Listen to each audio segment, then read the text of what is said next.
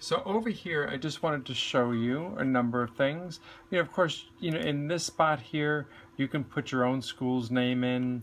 Over here is, are the calculations, and of course once you put in your 100% calculation or allocation, then it'll give you the 95% allocation, 5, 90, and 10% allocations. If you put $1,000 in, it'll tell you that 10% of the allocation is $100.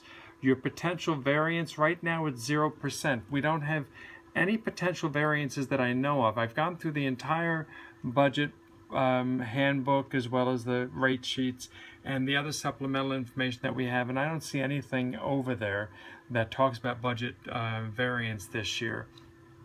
But after you put in, in this line here is where you put in your allocations.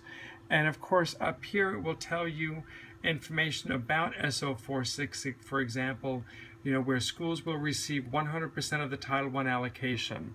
Here they'll receive 100% of the allocation, but if you want more information, use Appendix B, pages C6 through C11, and so forth. And then over here, it will tell you what your balance, what your remaining balance is after all the money you've spent. And what's really, really helpful over here are these two columns here, the citations, because the citations tell you, which page numbers you can find more information about, like Teacher Release Day. So if you go over here, if you want more information about Teacher Release Day, look on pages 8, 24, 25, 29, or C2. Now my synopsis of the Teacher Release Day is that it's for teacher to attend any Title I funding training or observation during the basic assignment. See this bulletin, replaces day-to-day subs, and so forth. When you get into other areas over here, like let's say, for instance, the certificated training rate. If you look over here, it tells you the pages, the citations, but it also tells you how much to budget. You budget $29.20. To refer to the 8/24/15 letter from the superintendent, and it's for PD outside of the regular assignment. And anyway, you can go further down here. It talks about general supplies. Of course, this is the part that looks like the budget at a glance. It's this extra information that really makes the big difference for us.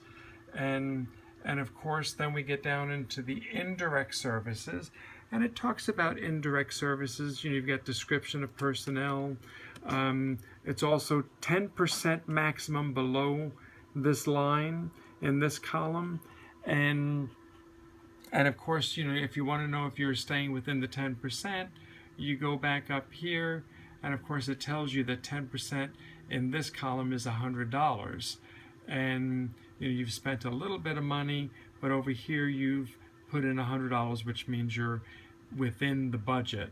Here it will also tell you the indirect totals, but like I say, what really makes this the one-page document is the one-page summary of the entire budget process is the citations, as well as the descriptions, the synopsis, if you will, descriptions of the different categories of what you can spend money on. Now, of course, your school, will be different from Carlson. Carlson's unique in and of itself, but the types of things that you may be funding or want to fund may not be the same types of things that Carlson would be funding.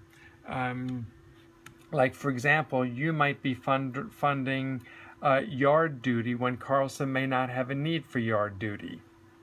And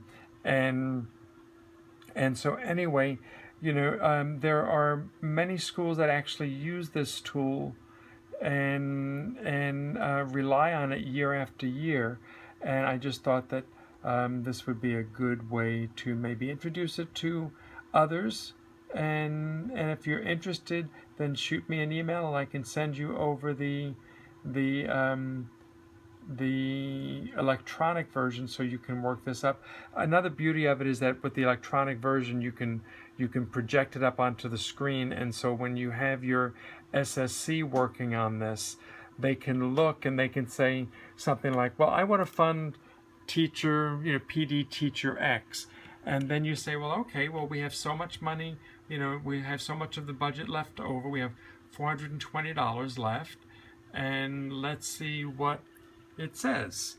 It's to attend mandated Title I training outside of the basic assignment, for example, on Saturdays and after school. If in S-176 it must be related to the EL program, and so forth. And then you can see here what the cost is. The cost of $2293.76 per week breaks down into into $76.46 per hour. And your school site council may say, well, you know what, we really don't have enough. If it costs $76 per hour, we really may not have enough to put the type of money or for the impact we wanted over here. These shaded areas mean that these are restricted areas, and you can budget after budget. You have to put that money into pending distribution and then spend the money later. And of course, impending distribution this year requires a detailed narrative justification describing the intended use. Anyway, I just thought that this might be helpful to other schools as it is for Carlson. And if you're wanting this, then please shoot me an email and I can send you a copy of this over. Okay, thank you very much.